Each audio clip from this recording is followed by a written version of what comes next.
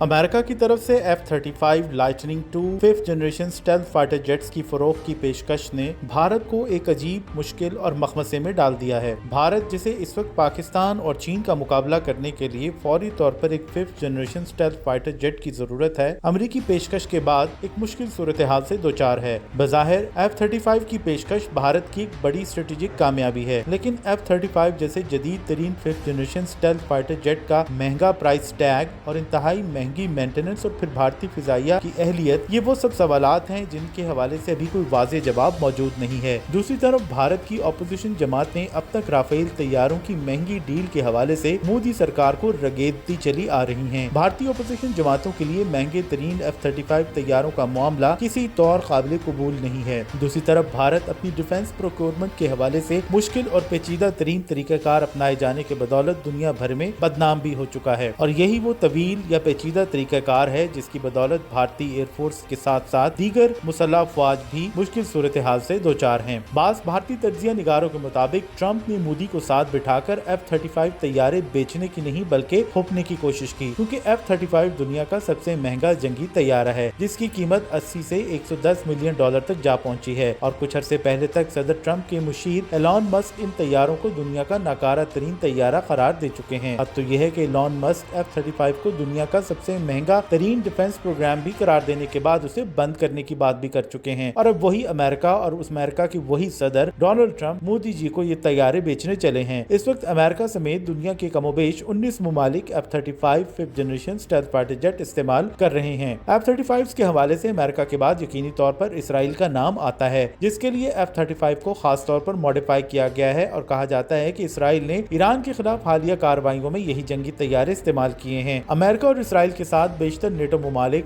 جنوبی Korea, Japan اور Australia بھی F-35 استعمال کرنے والوں میں شامل ہیں۔ بھارت کو ابھی بہت سارے امور طے کرنے ہیں، پلوں کے نیچے بہت سا پانی بہنا ہے، جس کے بعد کہیں جا کے F-35 کی انڈکشن کی بات آئے گی۔ سب سے پہلی بات تو یہ ہے کہ F-35 طیارہ انڈین ایئر فورس کے لیے کارگر ہے بھی یا نہیں۔ یقینی طور پر یہ معاملہ ایک اسٹریٹجک نوعیت کا ہے، لیکن اس میں بہت سارے ٹیکنیکل پہلو بھی شامل ہیں، اور بھارتی ماہرین کا کہنا ہے کہ F-35 کی خریداری کا فیصلہ پرائم منسٹر آفس کے بجائے انڈین ایئر فورس کو تمام تر پہلوؤں کو مد نظر رکھ کر خود کرنا چاہیے۔ صرف ٹرمپ کو خوش کرنے کے لیے یا مودی جی کو مہان نیتا ثابت کرنے کے لیے F-35 کی خریداری کا فیصلہ نہیں کیا جانا چاہیے۔ دوسرا پہلو یہ ہے کہ اگر بھارت طیارہ خریدتا ہے تو کتنی تعداد میں خریدے گا، کیونکہ اس کے لیے بھارت کو مکمل طور پر ایک نیا انفراسٹرکچر بھی ڈیولپ کرنا ہوگا، کیونکہ اب سے پہلے بھارت نے کبھی امریکن ساختہ لڑاکا طیارے استعمال نہیں کیے، اور یہی پہلو F-35 کی پہلے سے مہنگی مینٹیننس اور لاجسٹکس کے اخراجات میں مزید اضافہ کرے گا۔ تیسری بات یہ ہے کہ امریکہ کا ویپن سسٹم کی فراہمی کے حوالے سے ریکارڈ بہت اچھا نہیں ہے۔ امریکہ روس یا فرانس کی طرح بھارت کو بلا تعطل فراہمی یا لاجسٹک سپورٹ فراہم نہیں کرنے والا، کیونکہ امریکہ جب چاہے گا وہ اپنی سیاسی، سفارتی یا اسٹریٹجک ضروریات کو مد نظر رکھتے ہوئے F-35 کے استعمال، فروخت یا پرزوں کی فراہمی پر پابندی بھی لگا سکتا ہے۔ بنیادی طور پر امریکہ بھارت کو اگر یہ جہاز بیچتا ہے تو بہت ساری الجھنوں اور ڈوروں میں الجھا کر بھیجے گا۔ بلا شبہ F-35 لائٹننگ 2